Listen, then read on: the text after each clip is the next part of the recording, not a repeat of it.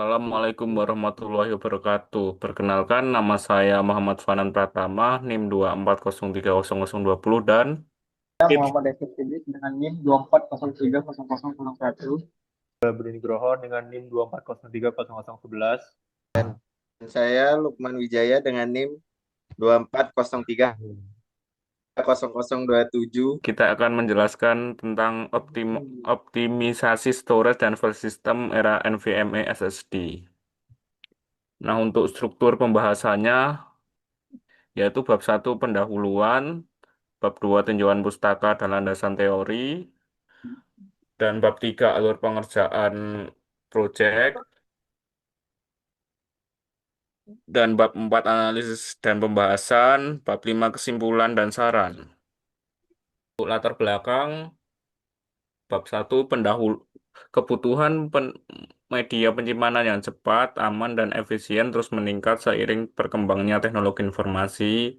NVMe SSD memanfaatkan jalur PCIe langsung sehingga latensi jauh lebih rendah dan throughputnya jauh lebih tinggi dibandingkan HDD maupun SSD berbasis SATA. Storage yang tidak teroptimalisasi menurunkan kinerja dan efisiensi sumber daya. Pemilihan storage konfigurasi file system NTFS, ext4, XFS, dan BTRFS sangat mempengaruhi kecepatan akses, keamanan, dan keandalan sistem. Nah, untuk rumus dan batasan masalah, yaitu apa itu untuk rumus masalah apa itu teknologi NVMe SSD dan cara kerjanya. Mengapa optimisasi storage dan file system diperlukan?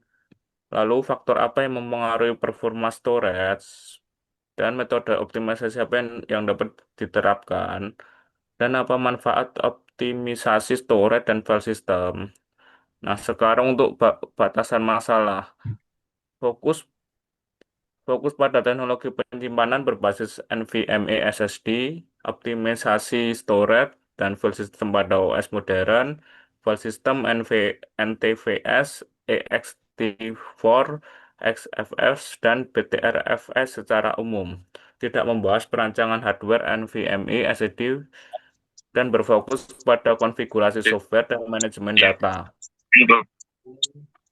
Nah, untuk tujuan project yaitu konsep dasarnya menjelaskan konsep dasar storage dan file system pada era modern.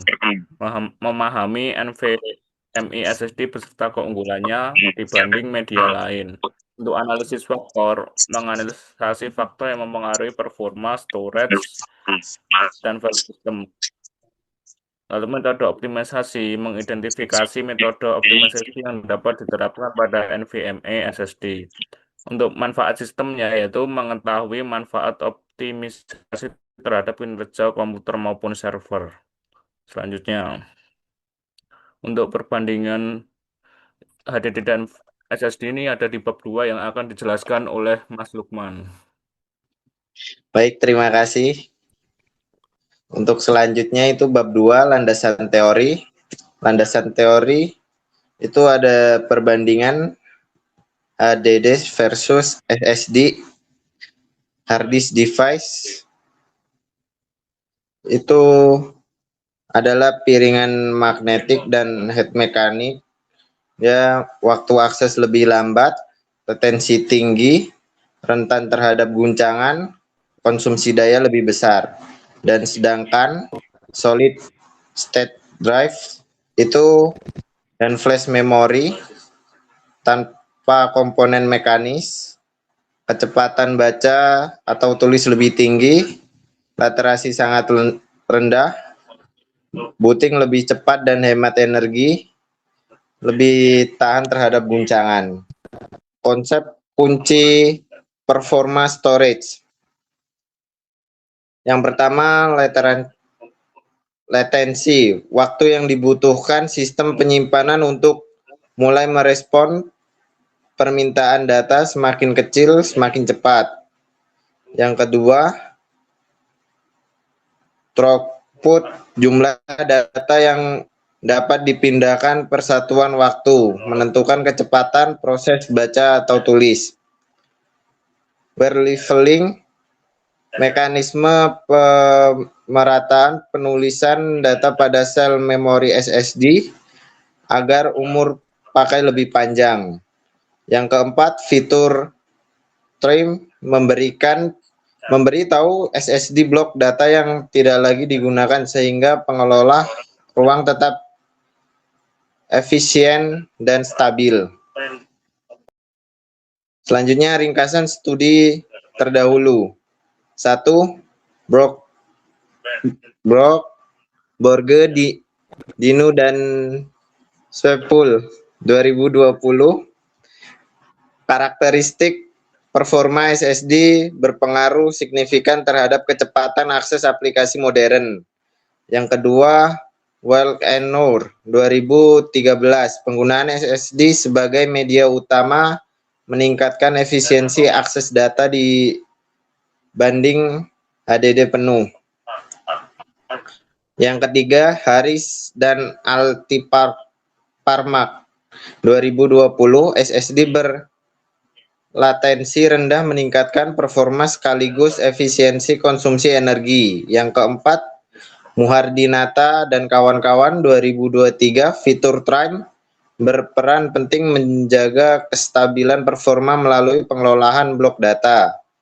Yang kelima, Farizi dan Supriyatna 2023. HDD sering menjadi penyebab utama bottleneck SSD, mempercepat bunting dan copy file. Yang keenam, Jameson dan Ginting 2026. Performa storage sangat memengaruhi waktu bunting, latensi I/O, dan respon aplikasi. Untuk bab 3 di sini adalah alur pengerjaan proyek. Jadi untuk alur pengerjaan proyeknya itu yang pertama adalah untuk perencanaan dulu terlebih dahulu. Di mana kita merencanakan yaitu untuk mengidentifikasi masalah yang kita hadapi juga. Setelah itu yang kedua adalah kita menganalisis awal dan juga benchmarking itu sendiri.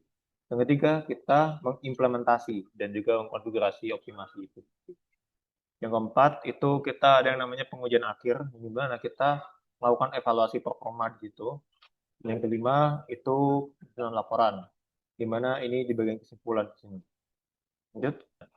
Untuk selanjutnya di sini kita bisa lihat di sini terhadap satu optimalisasi file system, yang dimana di sini optimalisasi file system itu adalah di mana ini dimigrasi, dituning ke file system ranah SSD atau BTRFS seperti BTRFS, F2FS, ext4, SFS, dan mount option non-time plus management trim. Yang kedua, ada yang namanya konfigurasi I/O scheduler. Yang dimana sini kita menggunakan metode non atau Kyber pada NVMe multi-QW, bukan pada BFQ atau CFQ yang biasa dipakai HDD mekanis. Yang ketiga, tuning kernel parameter, di mana ini untuk mengatur ukuran rate buffer dan konfigurasi virtual memory agar caching sinkron dengan kecepatan NVMe. Lanjut.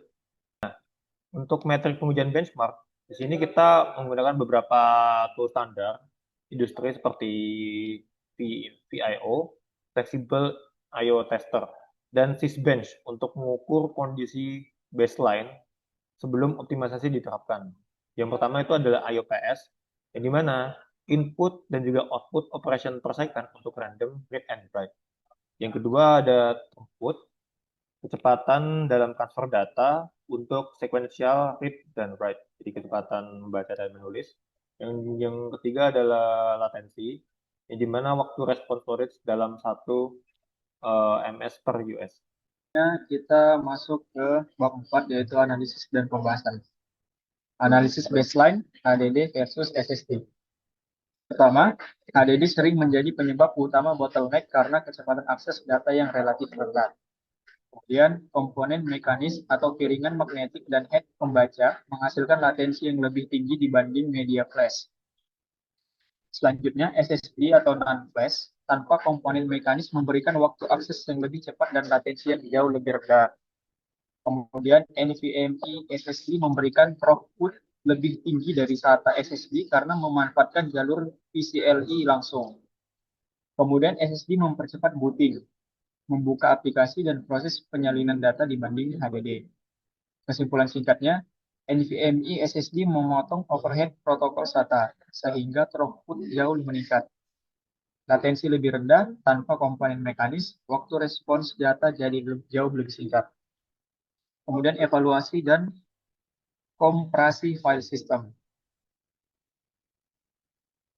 Pada BTRFS, copy on write, snapshot, manajemen subvolume unggul di kecepatan inisialisasi. Namun, COW berpotensi overhead pada hardware terbatas.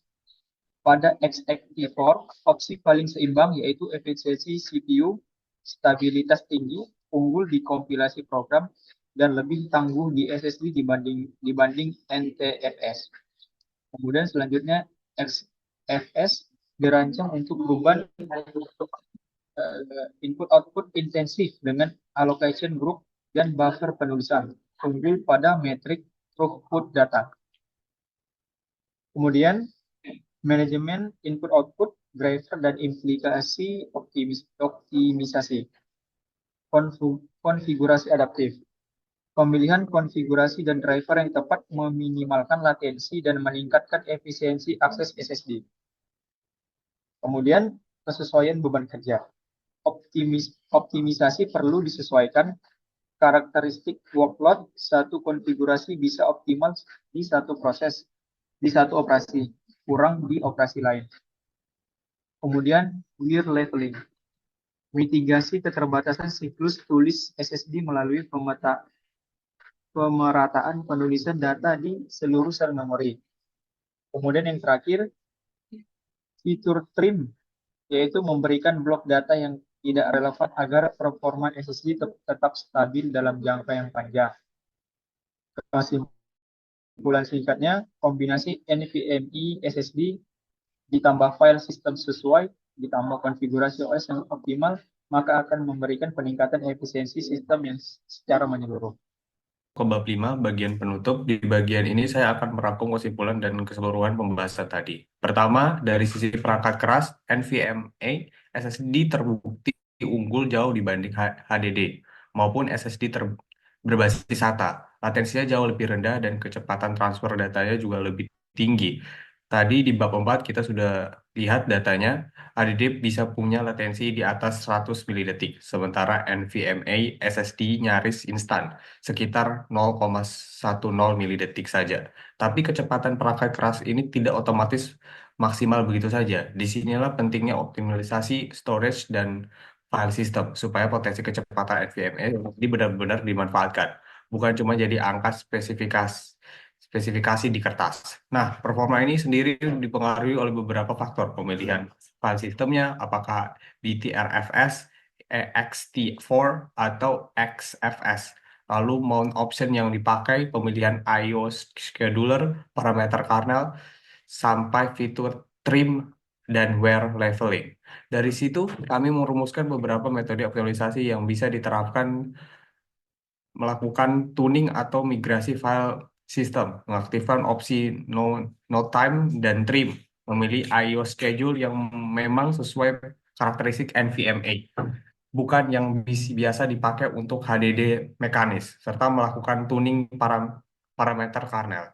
Jadi kesimpulan utamanya, kombinasi antara NVMe, SSD, pemilihan file sistem yang cepat, dan konfigurasi sistem operasi yang optimal, itu yang benar-benar meningkatkan efisiensi dan responsibilitas sistem secara keseluruhan. Slide selanjutnya. Selanjutnya, saya ingin menyampaikan beberapa saran untuk pengembangan atau penelitian lanjutan. Yang pertama, di sisi perangkat, pengujian dan kedepannya sebaiknya dilakukan pada NVMe generasi terbaru, Gen 4 atau Gen 5, dengan variasi beban kerja yang lebih representatif, baik itu random maupun sekuensial. Kedua, dari sisi file system, kami menyarankan ada pengujian tambahan pada F2FS yang memang dirancang khusus untuk media flash supaya dibandingkan dengan BTRFS, ext4, atau XFS jauh lebih lengkap. Ketiga, konfigurasi seperti I/O scheduler atau mount option itu sebaiknya disesuaikan dengan karakteristik beban kerja masing-masing sistem. Jadi tidak ada satu konfigurasi yang cocok untuk semua kondisi. Keempat, perlu ada pemantauan jangka panjang terhadap penempatan trim dan wear leveling supaya daya tahan SSD tetap terjaga optimal seiring waktu. Dan terakhir, yang untuk penelitian selanjutnya, aspek cost efisiensi dan konsumsi daya juga sebaiknya turut dipertimbangkan, terutama kalau optimisasi ini mau diterapkan dalam skala yang lebih besar, seperti server atau data center. Slide selanjutnya adalah referensi daftar pustaka yang terjadi yang menjadi rujukan kami dalam menyusun laporan ini, mulai dari jurnal-jurnal terkait performa SSD, analisis bottleneck sistem, dan efisiensi energi, hingga studi tentang file sistem pada Linux. Semua sudah kami cantumkan sesuai kaidah penulisan ilmiah. Terus, yang terakhir, demikian presentasi dari kelompok kami mengenai optimalisasi storage dan file system di era NVMe SSD. Terima kasih atas perhatiannya. Kami terbuka untuk pertanyaan atau masukan. Sekian dan terima kasih.